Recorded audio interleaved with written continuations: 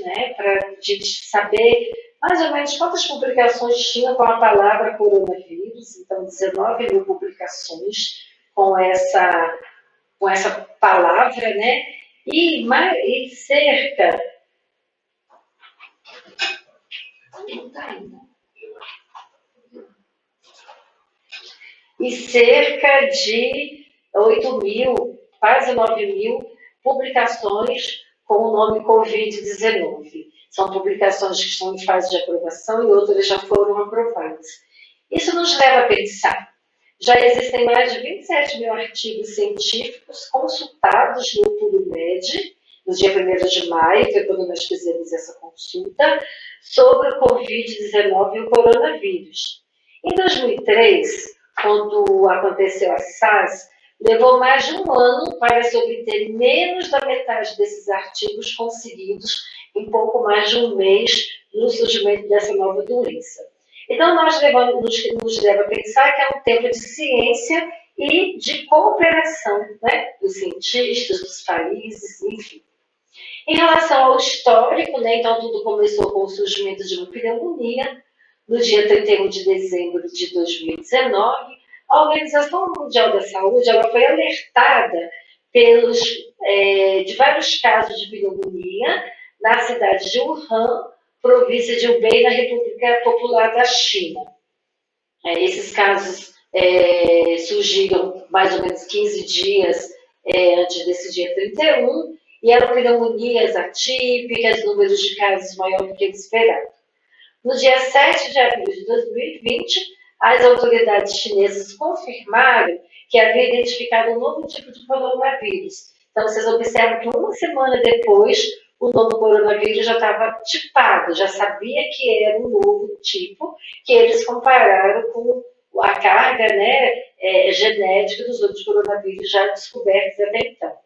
Tratava-se de uma nova cepa de coronavírus que havia sido identificado em seres humanos. Ao total, né, nós temos aí 7 coronavírus já identificados, e os que têm epidemiologia importante é o SARS-CoV, que causou a síndrome respiratória aguda grave, e o MERS-CoV causou a síndrome respiratória aguda grave do Oriente Médio, e agora o SARS-CoV-2, que está causando essa epidemia. Vale lembrar que o coronavírus já é um vírus conhecido, né? Ele é a segunda causa mais comum de resfriado, seguido apenas pelo rinovírus, e nas últimas décadas, raramente ele causava doença grave, geralmente era um resfriado comum. Os nomes das doenças, então, né? Coronavírus do Covid-19 e o vírus que é a causa. A doença, então, a Organização Mundial da Saúde denominou como doença de coronavírus, o Covid-19, e o vírus está nomeado pelo Comitê Internacional de Taxonomia de Vírus como coronavírus tipo 2, causando síndrome respiratória aguda grave, denominado SARS-CoV-2, que a gente acaba chamando de Covid para simplificar. Se vocês tiverem mais interesse em saber dessas questões de nomenclatura, fica aí o site, né, para vocês entrarem e se aprofundar nessa questão. Na evolução dessa pneumonia, né, que aí já começou a ser uma doença nova, a Organização Mundial da Saúde declarou em 30 de janeiro de 2020 que esse surto da doença causada pelo novo coronavírus constituía-se em uma emergência de importância de saúde pública de importância internacional, seguindo o regulamento sanitário. Uma doença que é eleita, digamos assim, como uma emergência de saúde pública de importância internacional, ela ganha um destaque diferente em termos de recursos, em termos de cooperação, em termos de ciência, né? E isso decretar uma doença como emergência internacional numa situação que nós estávamos é importante para que ações, medidas sejam tomadas. Em 11 de março de 2020, então, a Organização da Saúde caracteriza o coronavírus como uma pandemia. Ainda falando sobre epidemiologia, deixei aqui para vocês alguns slides, né, da Covid pelo mundo. É uma notificação de doença causada pelo coronavírus, a notificação do dia 4 de maio de 2020. Eu tirei esses dados. Na ocasião, nós tínhamos 3.435.000 casos confirmados, né, com um crescente de 86 mil em relação ao dia anterior do dia 4, e 239 mortes, isso no mundo. E esse adoecimento e mortalidade, dividido na região europeia por 1.544.000 casos e 25 mil mortes, na região, 143 mil mortes, na região das Américas, 1.433.000 casos com 77 mil mortes, e na região do Mediterrâneo, 206 mil casos com 7 mil mortes. Ainda na região do Pacífico Ocidental, 152 mil casos confirmados, 6.258 mortes. O Sudeste Asiático, aí já aparecendo como um importante polo, né? 67 mil casos com 2.000, quase 500 mortes. A região africana, 30 mil casos com 1.000 mortes. E o Brasil, nessa ocasião do dia 4 de maio, havia confirmado 105.222 casos com 7.280 mortes pela doença até a tarde de maio de 2020, após o fechamento do boletim epidemiológico da Anvisa. Eu vou mostrar para os senhores mais adiante como está a situação do Brasil hoje. Esse gráfico, né, também foi aí do dia 1º de maio, quando nós verificamos qual que era a classificação dos países, né, nesse site do CDC, que é um site muito interessante de se ver. O Brasil, ele figurava no 9º lugar, hoje ele figura no 3º lugar de número de casos, né? E do lado direito do slide dá para vocês olharem a pandemia, né, com todos os detalhes. É um portal de coronavírus que está no site do CDC com atualização full time. Falando a respeito dos dados epidemiológicos, é sempre interessante a gente fazer uma análise disso. Geralmente, quando nós falamos de dados epidemiológicos, ele inclui idade, sexo, raça, né, comorbidade, uma série de dados para que a gente possa entender melhor o comportamento da doença. Nesse caso, nós não vamos apresentar esses dados, apenas números de casos, porque nós estamos apresentando para vocês dados oficiais, retirados de sites oficiais, e nesse momento não temos nenhum dado com essa classificação oficialmente. Então, não vamos falar, apesar da gente saber que a mortalidade está associada com idade, né, a maior letalidade e algumas doenças, nós não vamos mostrar esses dados porque eles não estão disponíveis em sites oficiais. Nós fizemos a busca, né, a checagem hoje da situação do Brasil no painel de monitoramento de coronavírus, então foi atualizado no dia 17 de maio, e esse dado ele é a partir das secretarias estaduais de saúde. Os dados eles são compilados, encaminhados para a Anvisa faz o painel e manda esses dados para a Organização Mundial da Saúde. Eles são atualizados geralmente por volta das 17 horas, esse foi um pouco mais tarde. Então, se vocês quiserem acompanhar, vocês podem usar essa ferramenta.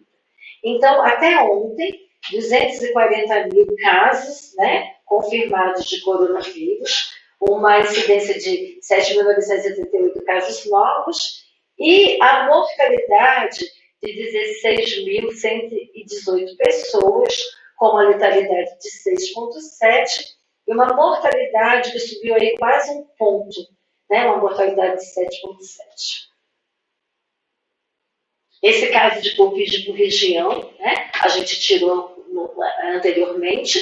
Então, vocês observem que na região sudeste, principalmente por São Paulo e Rio de Janeiro, é o maior número de casos, né, seguido do Nordeste, que muito provavelmente já vai aí ultrapassar a região sudeste, e nós temos casos em todas as regiões do país.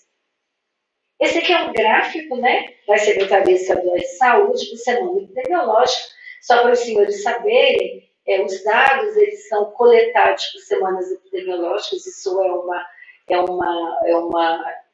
um acordo internacional.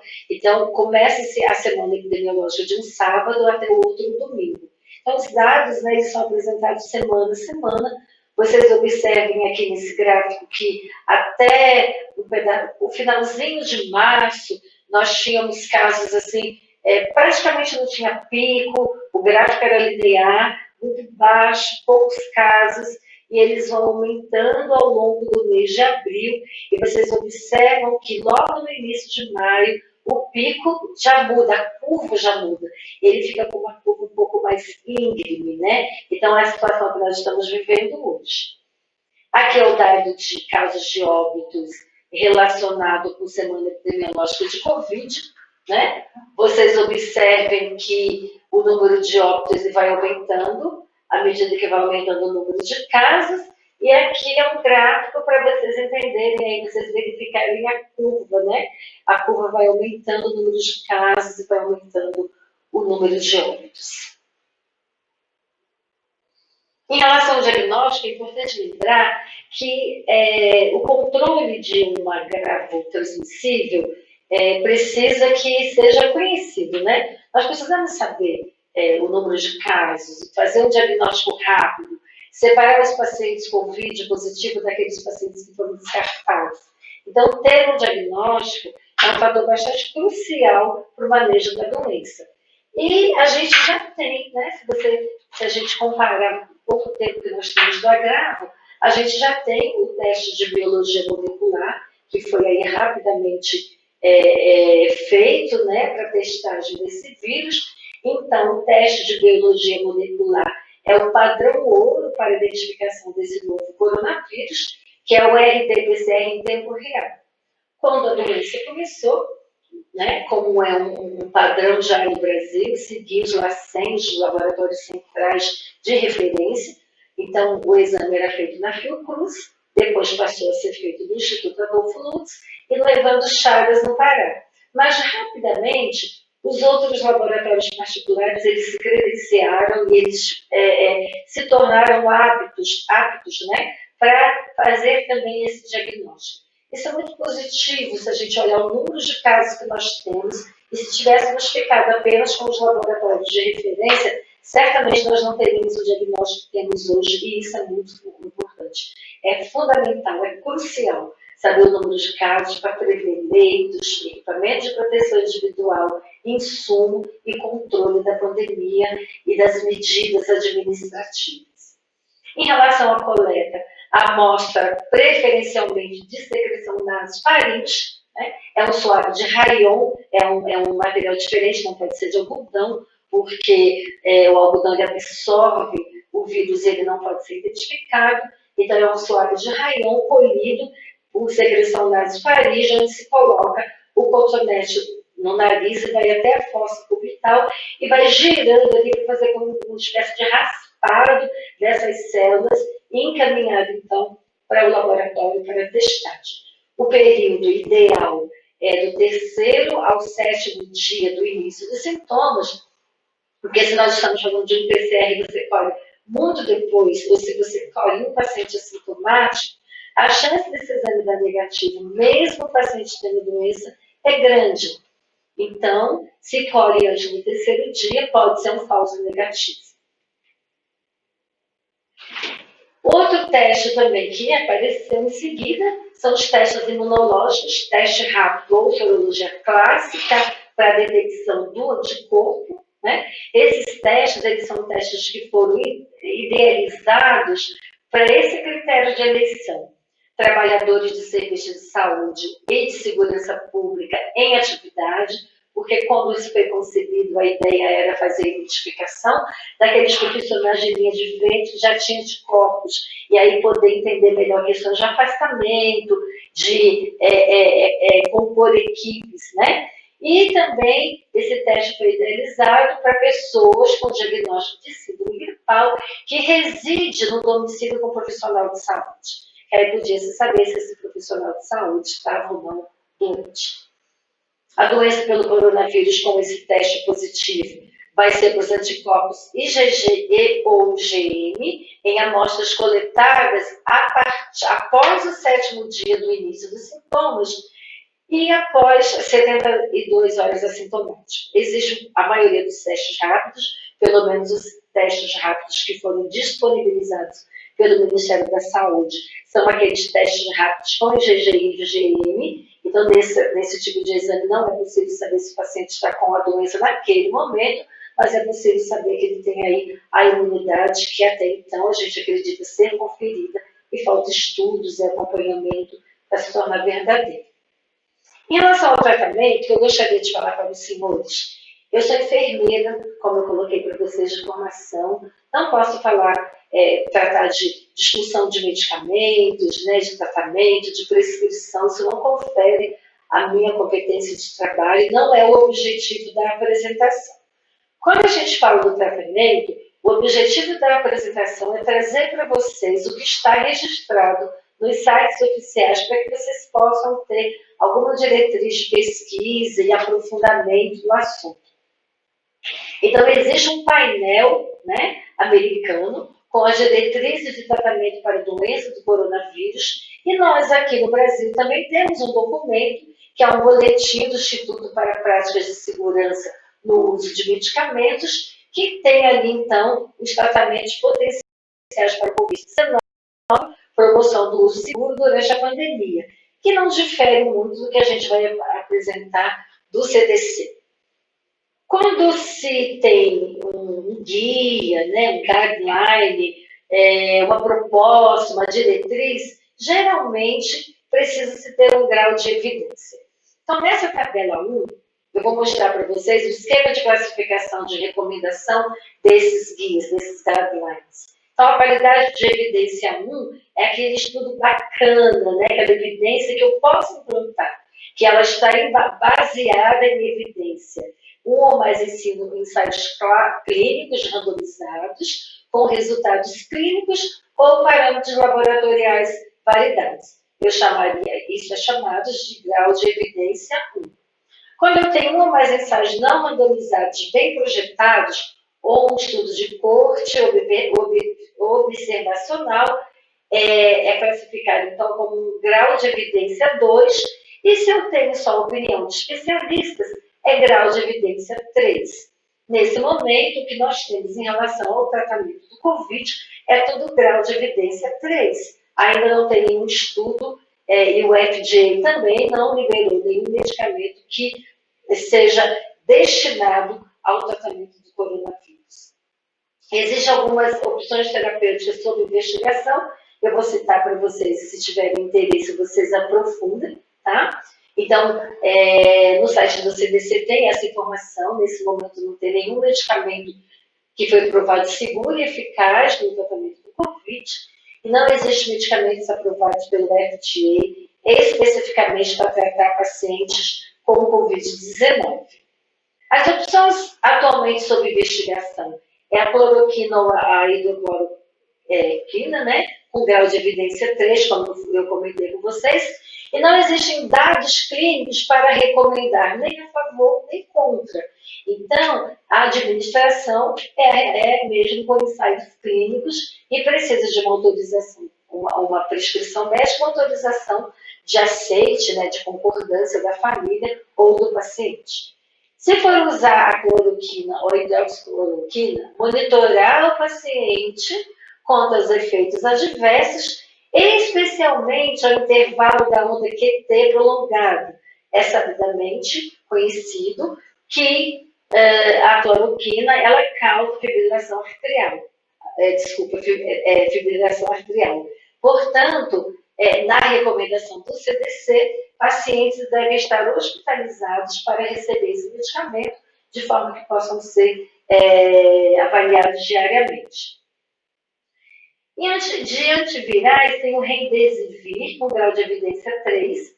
Ainda não existem dados clínicos para recomendar a favor ou contra, porém, o FDA autorizou o uso do Remdesivir para o coronavírus, né? Vai ser um uso acompanhado, logicamente, né, o estudo para saber do grau de evidência, mas o CDC, no finalzinho do mês, início desse mês de maio, no seu site publicou, então, o Remdesivir como uma droga para tratar Covid com esses ressalvos de acompanhamento e dos casos.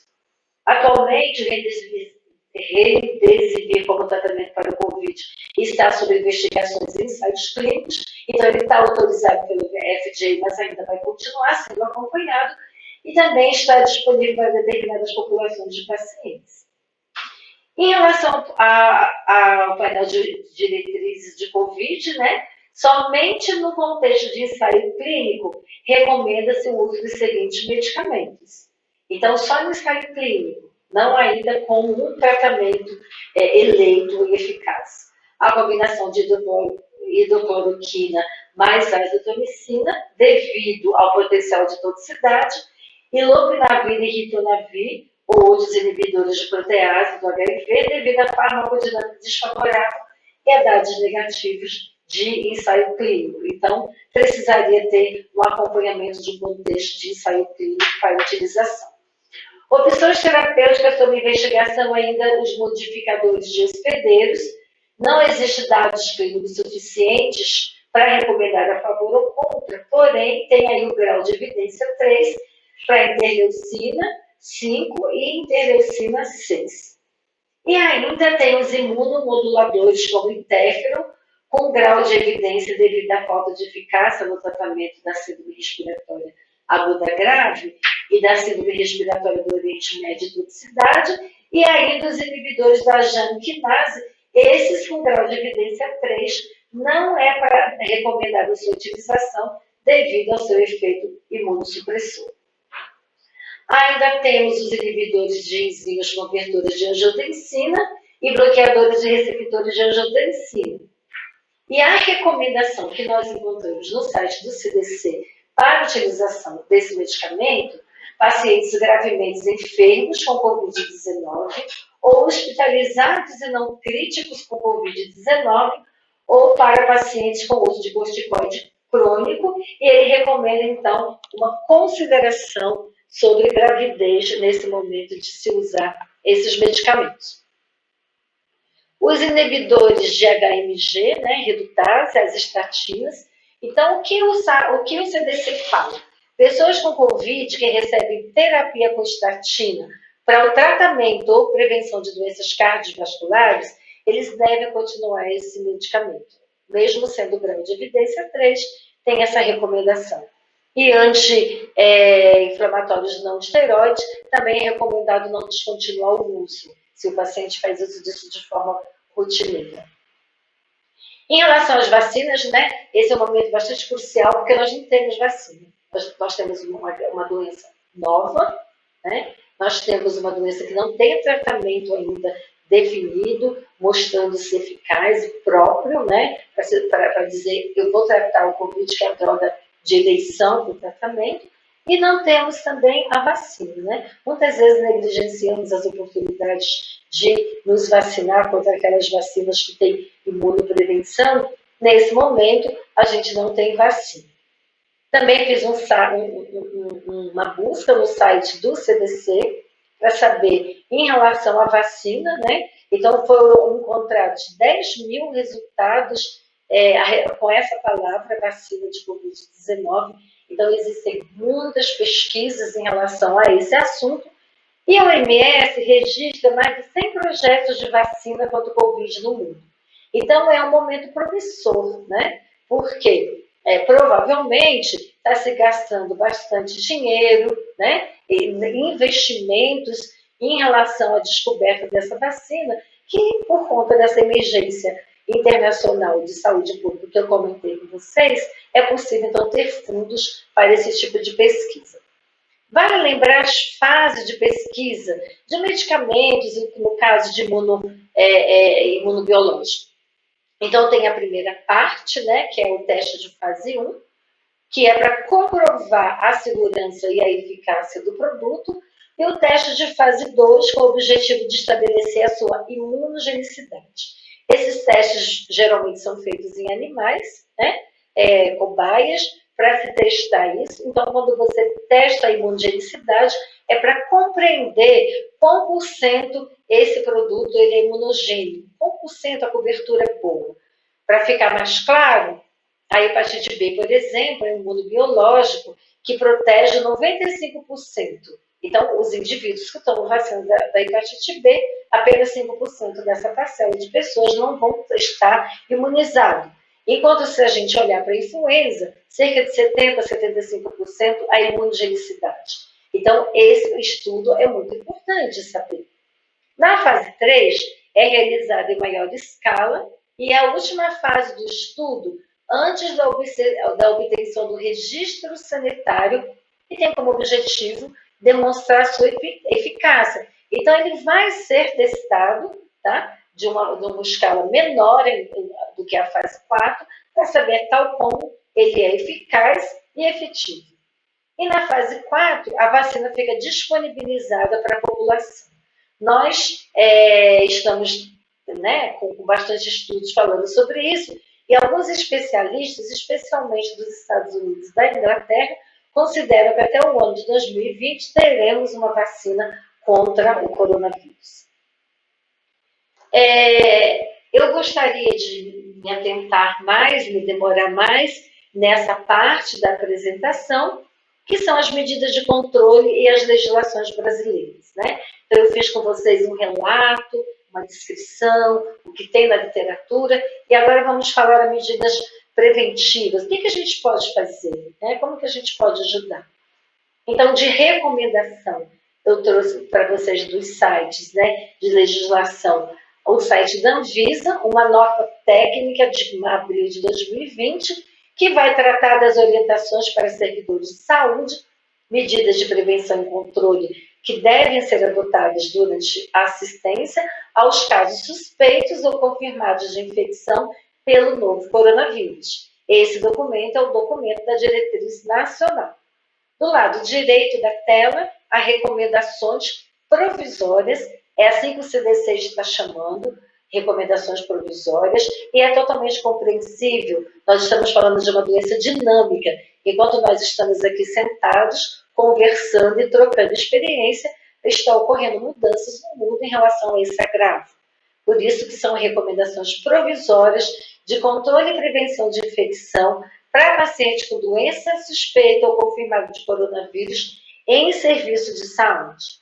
Eu preferi trazer o site da Anvisa, porque é um dado nacional, uma recomendação nacional, porque apesar de nós estarmos em São Paulo, podia algum de vocês não ser daqui, então para a gente não ter nenhum problema em relação à legislação. Todos os estados têm que cumprir a legislação da Anvisa, podendo ser mais exigente do que a legislação da Anvisa. Isso é permitido porque vivemos num país de unidades federativas. Então, eu trouxe o documento da Anvisa, que é o documento nacional.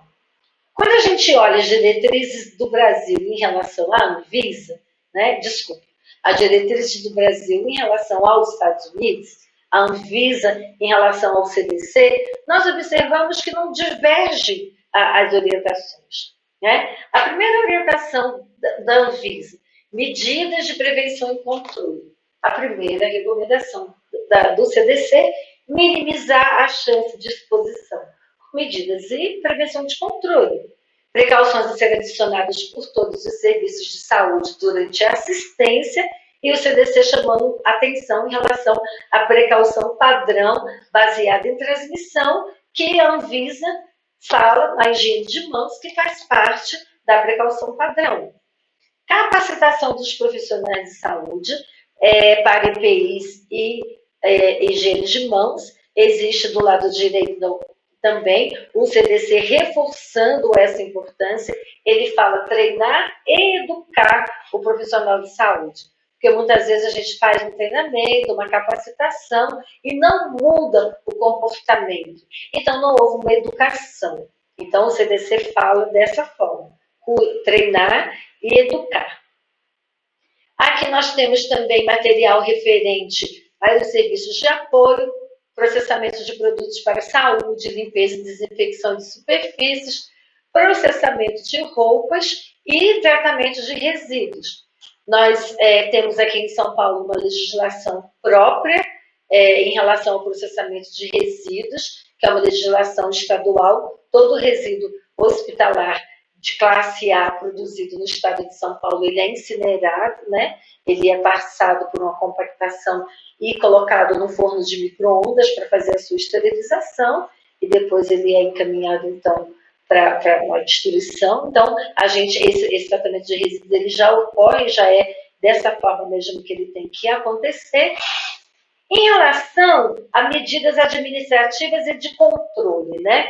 As medidas administrativas são as medidas que nós temos que fazer para definir fluxos, liberação de equipamento de proteção individual, admissão de paciente, as rotinas de trabalho, tá? Prover a unidade com equipamentos e produtos. Isso faz parte das medidas administrativas. E o controle do ambiente. O CDC fala ainda em coleta de amostras respiratórias para diagnóstico, que a gente coloca aqui na apresentação, devido à sua característica de poder causar doença no profissional de saúde. O monitoramento, gerenciamento desses profissionais de saúde para entender o quanto ele entende e ele está realmente capaz de assumir um paciente com esse risco de doença.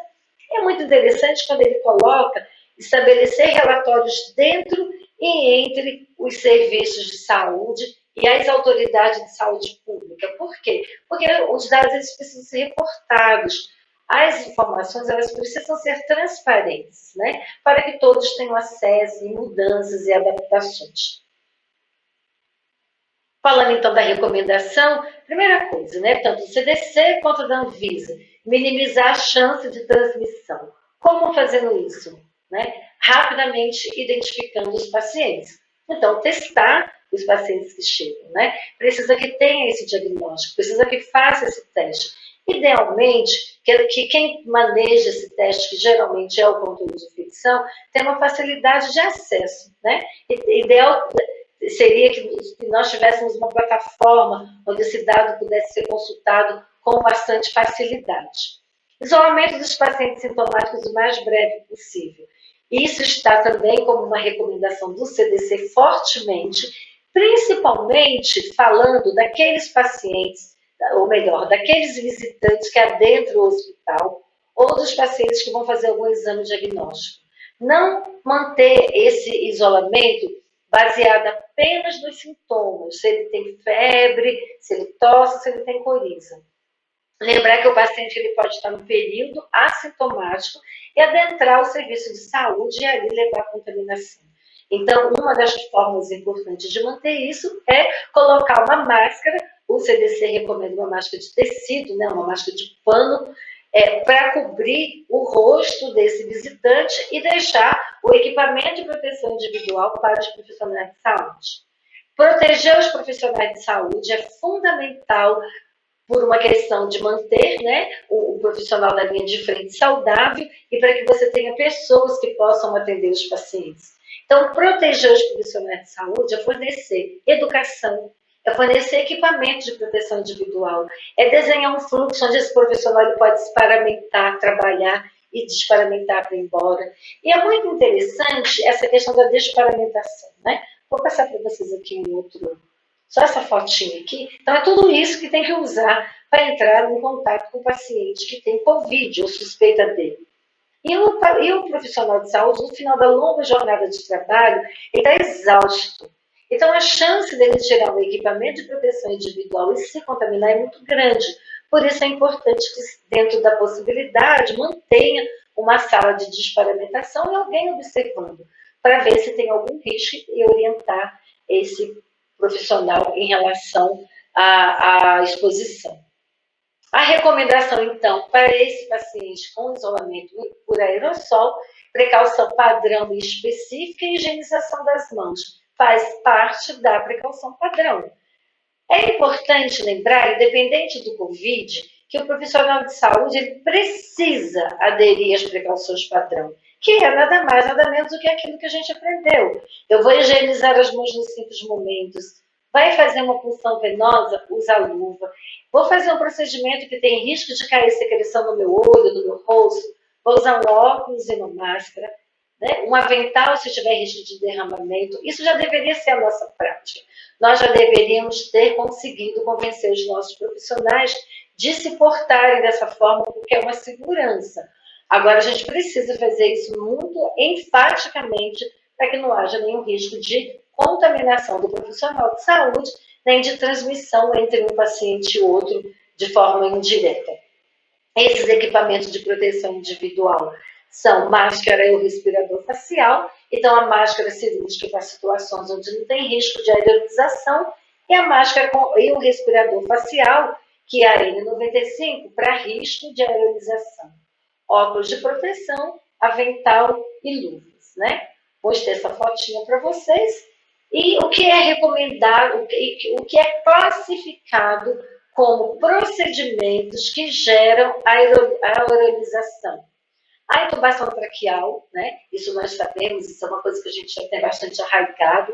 Uma ventilação mecânica não invasiva, nossa, eu nunca pensei nisso, né? Alguém de vocês pode estar dizendo. Por quê? Porque realmente uma ventilação não invasiva, de pronto, assim, a gente acha que não tem risco de aerolização. Traqueostomia, né? Porque você vai manipular aquela traqueostomia, é fácil o paciente tossir e aerolizar a secreção. Ressuscitação cardiopulmonar, né? Momento crítico, momento de estresse, momento que a gente muitas vezes quebra técnicas de segurança para salvar a vida do paciente. Uma ventilação manual antes da intubação também gera aerolização. Broncoscopia, que nós já devíamos ter o padrão lá atrás, quando a gente pensava em tuberculose. Então, a gente tem muitos médicos fazendo ainda broncoscopia só com a máscara cirúrgica. Procedimento de coleta de suave de nasofaringe para o diagnóstico do COVID é muito importante, porque é esse momento, como eu expliquei para vocês lá no slide do diagnóstico, você vai provocar no paciente um espirro, uma tosse, um incômodo. E se você estiver em frente dele, próximo ao rosto, e ele fizer isso e estiver contaminado, a chance de você se contaminar é grande, porque você está próximo de um paciente com COVID positivo sem proteção.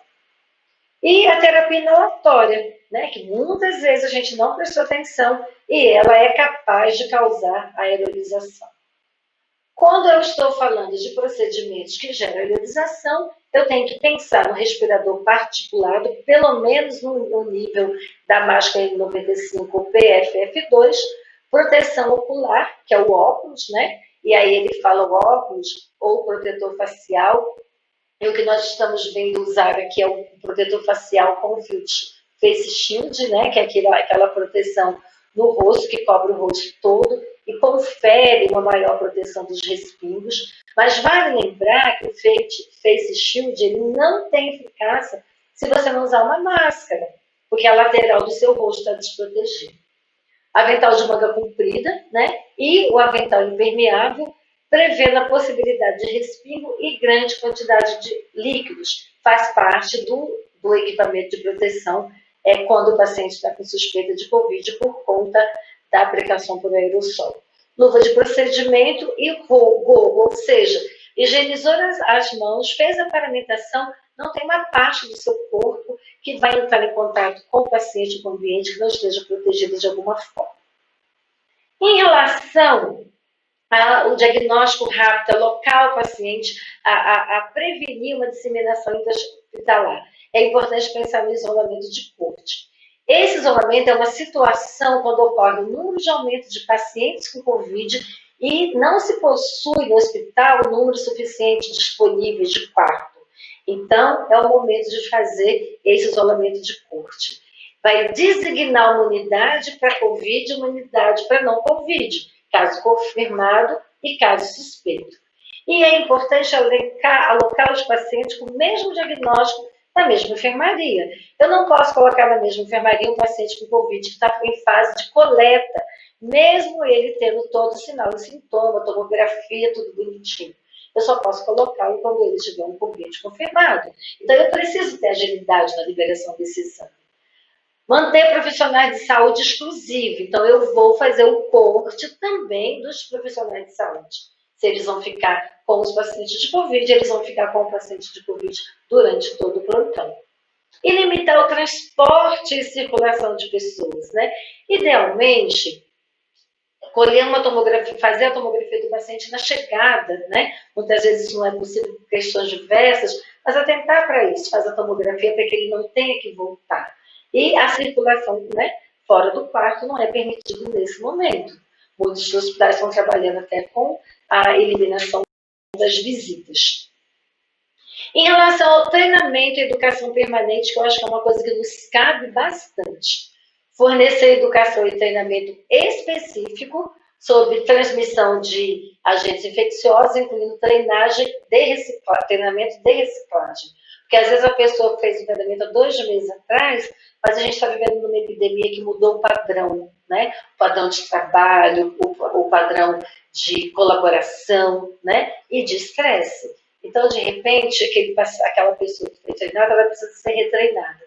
Então, atentar para isso, para conscientizar. E conscientizar de uma forma segura, adequada, baseada em evidências, para que a gente não provoque pânico.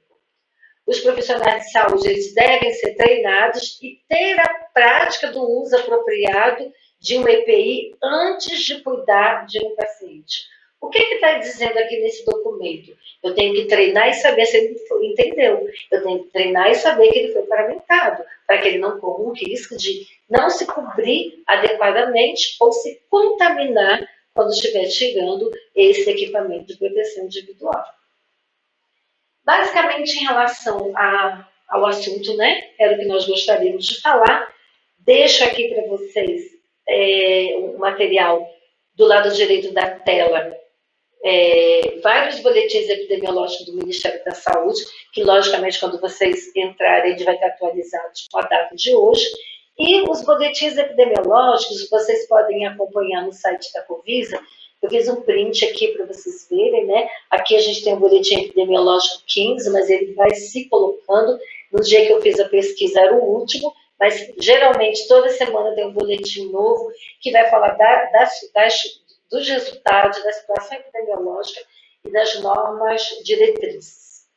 Era isso que eu gostaria de falar. Como eu comentei com vocês, a gente não vai, de forma alguma, não é pretensão esgotar o assunto, né? Mas queríamos falar um pouquinho de cada assunto e, quem sabe, na próxima oportunidade, aprofundar algum dado mais importante. Eu acho que a gente pode abrir agora para perguntas, né? Não tem nenhuma pergunta aqui no nosso chat. Se alguém quiser, por gentileza, ligar os microfones e a gente está aqui à disposição.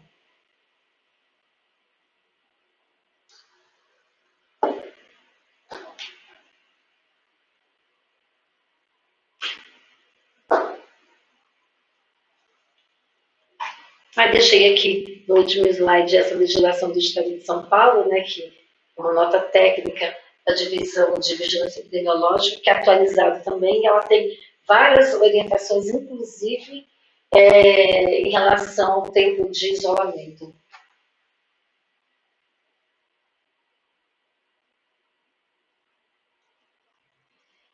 Olha, é uma pergunta, né, da Mariana. Qual a sua opinião sobre a cloroquina? A cloroquina, ela é um medicamento que, como está colocado na apresentação, ela é um medicamento que está tanto no CDC como uma droga que pode ser usada em ensaios clínicos, né? Então, ela precisa ser utilizada com consentimento médico e com paciente hospitalizado. É um medicamento que causa bastante efeito colateral, inclusive fibrilação arterial, por isso que o paciente tem que ser monitorado diariamente, né? Então, é uma droga que precisa ser usada dentro dos protocolos já instituídos. Como eu coloquei para vocês, a minha formação não é médica, né? Eu não estou aqui prescrevendo, nem orientando nada, é apenas o que está na evidência, mas vale ressaltar que ela não é um medicamento sem toxicidade nenhuma, que as pessoas podem ir na farmácia comprar e tomar e tudo mais. É um medicamento realmente que precisa de um cuidado na prescrição e na recomendação do CDC. Ele está recomendando com ensaios clínicos, significa que é com acompanhamento e com autorização em pacientes internados com gravidade.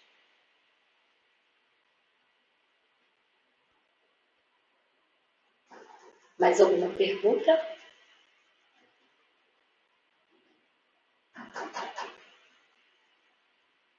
Tem alguém que quer colocar alguma experiência, principalmente em gerenciamento de equipamento de proteção individual ou de algum insumo que vocês possam estar com alguma dificuldade?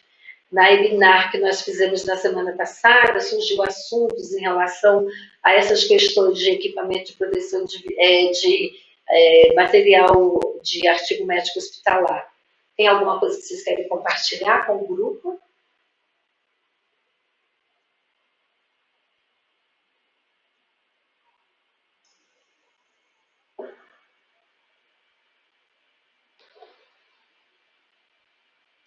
Ingrid, boa tarde, obrigada aí pela sua pergunta. Definitivamente, máscara de tecido não é para usar no âmbito hospitalar, né? Existe uma nota, depois se você quiser entrar no site do CDC, tem uma nota do CDC exclusivamente falando a respeito da máscara de tecido, no nosso site do Ministério da Saúde também tem.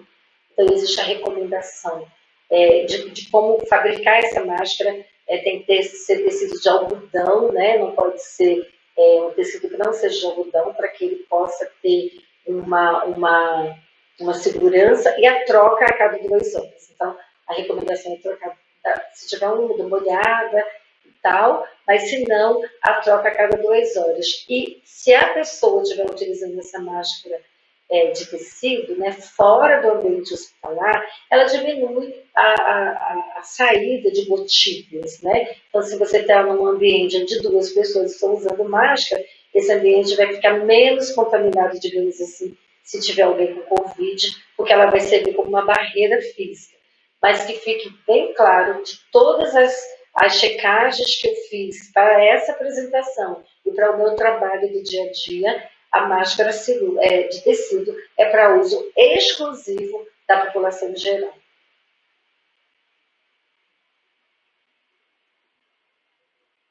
Tem uma recomendação do CDC, depois até se vocês quiserem, não está nesse documento que eu te falei não, Ingrid, é um documento à parte. Eles falam que, idealmente, a gente precisaria ter 5 máscaras, né? Uma média de 5 máscaras, porque se a gente fica fora de casa mais ou menos 10 horas por dia, uma troca de máscara a cada 2 horas.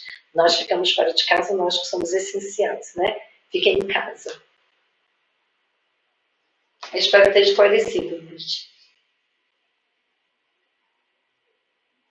A gente está chegando aqui no nosso tempo. Tem mais alguma colocação, alguma pergunta?